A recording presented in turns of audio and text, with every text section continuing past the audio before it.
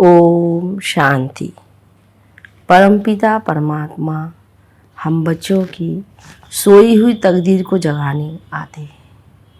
इतने जन्म, इतना जीवन हम तमो प्रधान दुनिया में, तमो प्रधान सृष्टि में पाठ बजा रहे थे और अपने कर्म कर रहे थे। परमात्मा पिता अभी हम बच्चों को तकदीर जगाने के लिए आया है और सच्ची सच्ची तकदीर जगती है बाबा के दिए हुई पढ़ाई से। रोज़ हम बच्चों को जो बाप पढ़ाई पढ़ाता है वही पढ़ाई से हमारा जीवन, हमारी तकदीर श्रेष्ठ बनती है। तो तकदीरवान बाप हमारी सबसे ऊंची तकदीर बना रहे हैं। इसलिए कहते हैं पढ़ाई रोज़ पढ़ना है, एक दिन भी पढ़ाई मिस नहीं करनी है, क्योंकि यही सबसे श्रेष्ठ ऊंची कमाई है, सच्ची कमाई है। बाबा की जो ये रूहानी कॉलेज बनाई हुई है, बाबा जैसा टीचर, बाबा जैसा ज्ञान और कोई भी सृष्टि पर नहीं दे सकता है। भगवान भी पढ़ाते हैं, ये भी एक यादगार बना है। तो संगम युग पर ये बहुत श्रेष्ठ कर्म है और वो श्रेष्ठ आत्माएं भाग्यशाली हैं जो इस कॉलेज में पढ़ती हैं। तो सुनते हैं 15 जून 2023 के साकार बाबा के महावाक्यों में बाबा बोले, मीठे बच्चे, सोई हुई तकदीर को जगाने का साधन है पढ़ाई। ये पढ़ाई ही सोर्स ऑफ इनकम है, जिससे 21 जन्मों के लिए तकदीर जग जाती है। प्रश्न में इस रूहानी कॉलेज की एक विशेषता सुनाओ जो दुनिया में किसी कॉलेज की नहीं हो सकती। उत्तर में यही एक कॉलेज है जहाँ कोई मनुष्य गुरु टीचर नहीं है, स्वयं निराकार भगवान टीचर बनकर पढ़ाते हैं। यह ऐसा विचित्र बाप है जिसे अपना कोई चित्र नहीं, अपना कोई बाप व टीचर नहीं, और पढ़ाई भी ऐसी पढ़ाते हैं जिससे 21 जन्मों के लिए तकदीर जग जाती है। उस पढ़ाई से तो एक जन्म की ही तकदीर बनती और इससे 21 जन्मों की बनती है। गीत है तकदीर जगा कर आई हूँ। ओम शांति। बाप बैठ बच्चों को समझाते जो यहाँ तकदीर बनाने आए हैं। क्यों तकदीर, बाबा ने कहा क्यों तकदीर को क्या हुआ है, तकदीर को लकीर लगी हुई है। भारत तकदीरवान था, भारतवासी देवी देवताएं थे, तकदीर जगी हुई थी। अभी भारतवासी नर्क के मालिक हैं तो तकदीर उझाई हुई है। तो यह कौन समझाते हैं जो सभी की तकदीर बनाने वाला है, सबको दुखों से छुड़ाने वाला है, फिर सबको सुख देने वाला है। ये दुखधाम है। भारत 5000 वर्ष पहले सुखधाम था, सबकी तकदीर जगी हुई थी, अब तकदीर सोई हुई है। तो सारे मनुष्य सृष्टि की तकदीर जगाने वाला जरूर बेहद का बाप ही होगा। बाप रचयिता है। अब तुम जानते हो भारत में सब मनुष्य सुखी थे। कौन से मनुष्य? ऐसे नहीं, सतयुग में इतने सब मनुष्य थे। पहले सतयुग में 9 लाख थे। देवी देवता धर्म की शुरुआत थी। ये सब बातें समझाने वाला है ज्ञान का सागर, मनुष्य सृष्टि का बीज रूप बाप। तो बच्चों से पूछेंगे तुम्हारा बीज रचता कौन है, तो कहेंगे मम्मा बाबा ने हमको रचा है, क्योंकि सब माँ बाप से ही जन्म लेते हैं। बाप स्त्री को जन्म नहीं देता, अडॉप्ट करता है कि तुम मेरी स्त्री हो, फिर उनसे बच्चे पैदा होते हैं।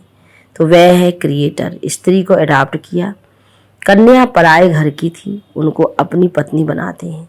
फिर जब बच्चे पैदा होते हैं तो बच्चे उनको माता पिता कहते हैं। तो वह है हद के माता पिता। बाप कन्या की शादी कराते हैं। पहले कन्या पवित्र है तो कितना मान होता है, फिर विकारी बनने से वह मान नहीं रहता। कहते हैं कन्या वह जो 21 कुल का उद्धार करे। अब बाप बैठ समझाते हैं कि यह जो ब्रह्मा कुमारियां हैं यह इस समय भारतवासियों का 21 जन्म के लिए उद्धार करती हैं। तो ये सब कुमारियां हैं, भल शादी की हुई है, लेकिन ब्रह्मा कुमार कुमारियां बने तो भाई बहन हो गए ना। काम कटारी चला नहीं सकते। पवित्रता का मान तो है ना, सन्यासी पवित्र बनते हैं, उनका भी मान है ना। भारत में पवित्रता थी तो भारत सदा सुखी था, संपूर्ण निर्विकारी था। मंदिरों में जाकर गाते हैं आप सर्वगुण संपन्न हैं हम 16 का। आप 16 कला संपूर्ण है। तुम्हारा वास्तव में हिंदू धर्म नहीं था। हिंदुस्तान तो रहने का स्थान है। यूरोप में रहने वालों का धर्म यूरोपियन थोड़ी कहेंगे, धर्म तो क्रिश्चियन है। हिंदुस्तान में रहने वालों का फिर हिंदू धर्म नहीं है, धर्म तो और होना चाहिए। बाप समझाते हैं जो देवी देवता धर्म वाले थे वही अपने को हिंदू कहलाते हैं, क्योंकि अपने धर्म को भूल गए हैं। तो हिंदू कोई आदि सनातन धर्म नहीं है। क्रिश्चियन लोग क्राइस्ट को मानते हैं क्योंकि उन्होंने क्रिश्चियन धर्म स्थापन किया। यहाँ तो किसको भी ये पता नहीं है कि हम किस धर्म के हैं। कोई सिख धर्म वाला होगा तो बताएगा कि हम सिख धर्म का हूँ। सिख धर्म किसने स्थापन किया तो कहेंगे गुरु नानक ने स्थापन किया। उन्होंने ये धर्म कैसे स्थापन किया या फिर तुम जानते हो। कोई भी पतित आत्मा धर्म स्थापन कर ना सके। तो जो धर्म स्थापक होते हैं वे पहले पहले पवित्र होते हैं, फिर अपवित्र शरीर में प्रवेश कर धर्म स्थापन करते हैं। जैसे गुरु नानक को तो बच्चे आदि थे, फिर उनमें पवित्र आत्मा ने प्रवेश किया, फिर सिख धर्म की स्थापना की। ये ब्रह्मा का भी पतित शरीर है, तो उनमें ज्ञान सागर बाप आए हैं। तुम जानते हो हमारा वह बाप है। यह आत्मा कहती है अब तुम्हें आत्माभिमानी बनना है। देह में आत्मा रहती है। जैसे कोई कहते मैं मर्चेंट हूँ, यह आत्मा ने इस आर्गन्स द्वारा कहा। आत्मा कहती है मैंने 84 जन्म पूरे किए। बाप बैठ समझाते हैं मैं हूँ तुम आत्माओं का बाप। मेरा अवतरण भारत में ही होता है। मुझे अपना शरीर नहीं है। ब्रह्मा विष्णु शंकर को भी अपना सूक्ष्म शरीर है। मेरा अवतरण भारत में ही होता है। यादगार में शिवलिंग दिखाते हैं, लेकिन मेरा कोई इतना बड़ा रूप नहीं है। मैं स्टार हूँ, मैं हूँ स्टार। जैसे आत्मा स्टार है, आत्मा कोई बहुत बड़ी नहीं होती। चमकता हूँ भ्रुकुटी के बीच अजब सितारा। आत्मा बहुत छोटी है। लाइट का साक्षात्कार बहुत करके सफ़ेद होता है। अभी कितने करोड़ आत्माएं हैं। सतयुग में इतनी शरीरधारी आत्माएं नहीं होंगी। अगर सतयुग में इतनी होती तो अब तक अरबों हो जाती, तो इतने तो है नहीं। तुम बच्चे जानते हो कि यह कोई साधु संत सन्यासी नहीं, ये तो बाप समझाते हैं। इस बाप का कोई बाप नहीं है। ब्रह्मा विष्णु शंकर का भी बाप है, श्री कृष्ण का भी बाप था। बेहद का बाप कहते हैं। मेरा कोई बाप नहीं, न टीचर है। सतयुग में भी बच्चे राज विद्या पढ़ने स्कूल में जाएंगे, टीचर होगा। हमारा कोई टीचर नहीं है। मैं तुमको राजयोग की शिक्षा देता हूँ। मैं कोई राजा महाराजा नहीं बनूंगा, तुम बच्चे बनेंगे। पूज्य श्री लक्ष्मी श्री नारायण थे, सतयुग में राज्य करते थे।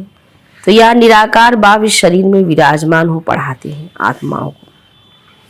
हम आत्माएं पढ़ती हैं। ये है ज्ञान का सागर, शांति का सागर। बाप कहते हैं मैं तुमको अपना वर्षा देता हूँ 21 जन्मों के लिए। सतयुग में तुम सुख शांति वाले थे। रावण भूत वहाँ होता नहीं। वह है ही संपूर्ण निर्विकारी दुनिया। अभी है संपूर्ण विकारी दुनिया। अभी तुम बच्चे जानते हो हम बाबा से तकदीर बनाने आए हैं। स्कूल में तकदीर बनाई जाती है। पढ़कर पास करेंगे, टीचर बनेंगे। यहाँ तुम 21 जन्मों के लिए तकदीर बनाते हो। बाबा बच्चों की 21 जन्मों की तकदीर बनाते हैं। तो अभी पास होंगे तो 21 जन्म तकदीर बनेगी। वह तकदीर बनाते हैं इस एक जन्म के लिए। स्कूल में पढ़कर शरीर निर्वाह के लिए कमाई करेंगे, अपना और दूसरों का शरीर निर्वाह होगा। तो उन स्कूलों में एक जन्म की तकदीर बनाते हैं। जन्म जन्मांतर के लिए बैरिस्टर इंजीनियरिंग नहीं बनेंगे, दूसरे जन्म में फिर पढ़ना होगा। वह शरीर निर्वाह अर्थ धंधा एक जन्म के लिए। बाप तो कहते हैं मैं तुमको 21 जन्मों के लिए सुख शांति का वर्षा देता हूँ। ये बेहद के बाप ने कहा, उनका कोई बाप नहीं है। तुम बच्चे कहते हो बाबा हम आपके हैं। बाबा भी कहते हाँ बच्चे तुम हमारे कल पहले थे, अभी फिर बने हो। यह है ईश्वरीय बाप से बच्चों का स्नेह। आत्मा परमात्मा अलग रहे बहुकाल। 5000 वर्ष पहले भी तुम बच्चों को गुलगुल बनाकर हेल्थ और वेल्थ दी थी, क्योंकि नॉलेज है सोर्स ऑफ इनकम। पढ़ाई से ही तकदीर बनाते हैं। वह होती है हद की, यह है बेहद की तकदीर। यह स्कूल है, सत्संग नहीं। सत्संग में तो जाते हैं, कोई ने रामायण ग्रंथ आदि सुनाया। बाबा तो नॉलेजफुल है। बाबा कोई शास्त्र आदि नहीं पढ़ते हैं। कहते हैं मैं तो सब कुछ जानता हूँ, ये सिर्फ तुम्हारी बुद्धि में ही है कि वह है मोस्ट बिलवेड बाप, जिसको सब याद करते हैं कि इस पति दुनिया में आओ, आकर हमको सुख घनेरे दो। तुम मात पिता हम बालक तेरे, अब सम्मुख आकर बच्चे बने हो। बाप है विचित्र, उनका कोई चित्र यानी शरीर नहीं है, परंतु चित्र के आधार बिगर शिक्षा कैसे देवे। इसलिए कहते हैं मैं इस शरीर का आधार ले इन द्वारा तुमको पढ़ाता हूँ। तुम जानते हो हमको कोई मनुष्य गुरु टीचर नहीं पढ़ाते हैं। तो लिखा हुआ है भगवानोवाच, वह है निराकार ब्रह्मा देवताए नमः, विष्णु देवताए नमः कहा जाता है। ब्रह्मा भगवान नहीं कहेंगे क्योंकि वह है सूक्ष्म वतनवासी, देवताएं हैं रचना, उनसे कोई वर्षा नहीं मिल सकता, तो फिर मनुष्य को वर्षा कैसे दे सकते। इन बातों को कोई समझ ना सके। यह है गॉड फादरली कॉलेज। भगवान पढ़ाते हैं बच्चे, मैं तुमको मनुष्य से देवी देवता बनाता हूँ, ऐसे और कोई कह ना सके। सन्यासी है ही निवृत्ति मार्ग के, सतयुग में तो प्रवृत्ति मार्ग में पवित्र देवी देवताएं थे। अब मैं फिर आया हूँ पतितों को पावन बनाने। जितना याद करेंगे उतना विकर्ण विनाश होंगे। आत्मा ही पतित होती है, जैसे सोने में खाद पड़ती है, फिर जेवर आदि वाला बनता है, खाद वाला बनता है। आत्मा में ही खाद पड़ती है तो आयरन एजेड बन जाती है। अब सभी तमो प्रधान है, फिर तुम आत्माएं सुंदर बनेंगी तो शरीर भी सुंदर मिलेगा। सतयुग में तुम गोरे अर्थात सुंदर थे, फिर 84 जन्म लेते लेते श्याम अर्थात सावरे बने हो, इसलिए कृष्ण को श्याम सुंदर कहते हैं। एक की तो बात नहीं है, सारी राजधानी गौरी सुंदर थी, अब श्याम बन गई है। आत्मा और शरीर दोनों ही रोगी बन गए हैं। तुम जानते हो हम सो पूज्य देवी देवता थे, माया ने पूज्य से पुजारी बनाया है। देवी देवता धर्म वाले धर्म भ्रष्ट कर्म भ्रष्ट हो गए हैं।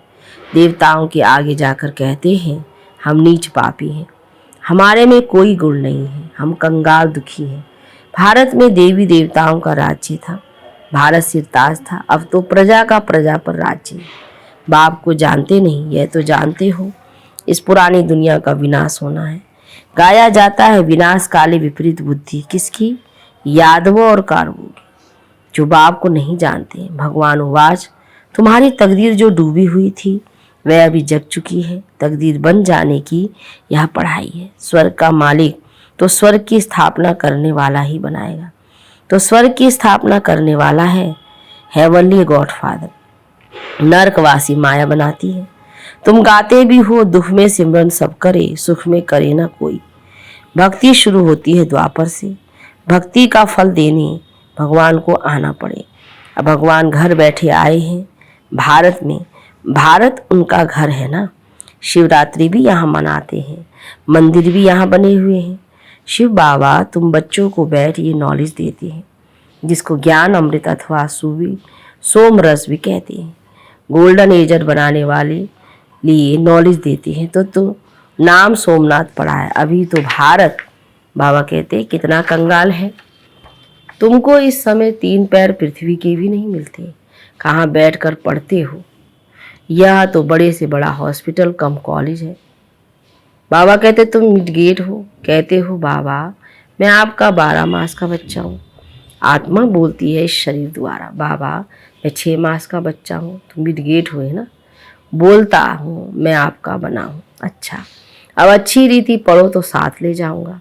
सन्यासी ब्रह्म अथवा तत्व को याद करते, बाप को छोड़ रहने के स्थान को याद करते हैं। समझते हैं ये ब्रह्म ही भगवान है, लेकिन यह उन लोगों का मीठा भ्रम है।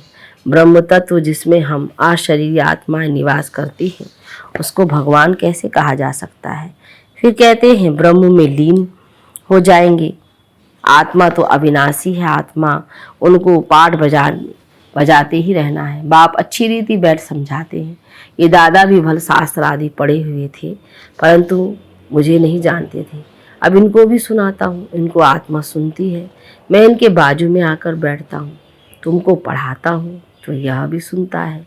इनके मुख से ही पढ़ाता हूँ, तुमको देही अभिमानी बनाता हूँ। दुनिया में कोई देही अभिमानी होते नहीं।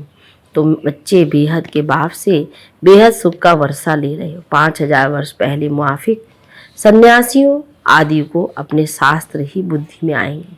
तो यहाँ कोई शास्त्र की बात नहीं, बाप को क्या याद आएगा? वह तो मालिक है। तुम याद करते हो बेहद के बाप को।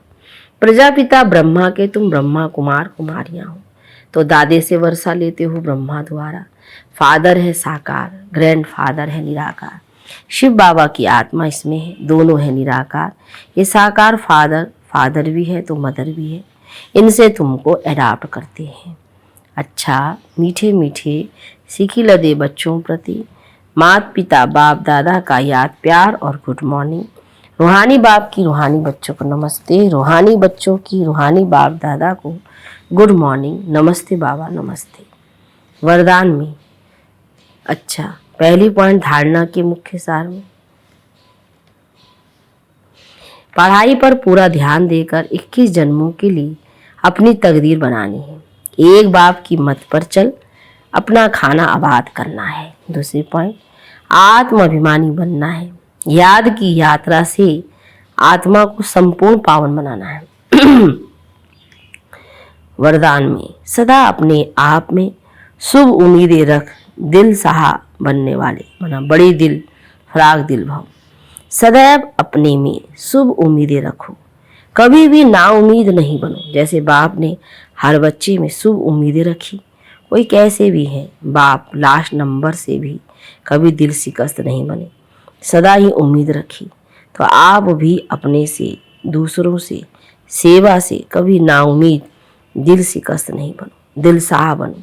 सा मना फ्राग दिल, सदा बड़ी दिल। कोई भी कमजोर संस्कार धारण नहीं करो। नॉलेजफुल बन, माया के भिन्न भिन्न रूपों को परख कर विजयी बनो।